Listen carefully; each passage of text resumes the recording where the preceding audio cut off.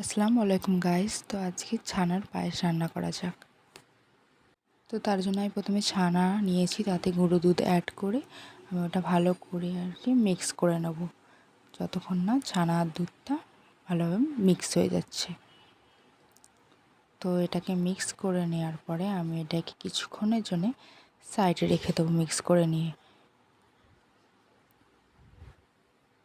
তারপর আমি গ্যাসেতে একটা প্যান বসিয়ে গরম হওয়ার পরে দুধটা ঢেলে দিলাম।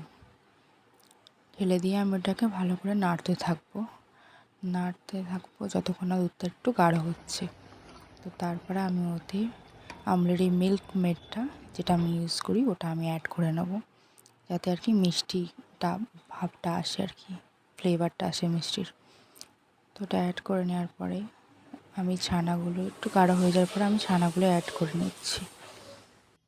ছানাগুলো অ্যাড করে নেওয়ার পরে আমি এটাকে ভালো করে নাড়তে থাকবো, একদম দুধের সাথে ছানা যাতে মিশে যায় খুব ভালোভাবে। তো তারপরে এটাকে মিক্স করতে থাকবো, একদম দুধ আর ছানা গাঢ় হয়ে যাওয়ার পরে একদম থিকনেসটা পুরো চলে যাবে, ততক্ষণ পর্যন্ত আমি এটাকে ফোটাতে থাকবো তারপরে এটা গাঢ় হয়ে আসলে আমি এটাকে একটা পাত্রে ঢেলে নেব।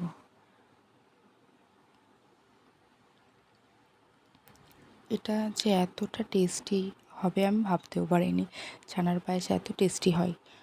তো ভিডিওটা ভালো লাগলে অবশ্যই লাইক শেয়ার করে দেবেন। Thanks for watching. টাটা।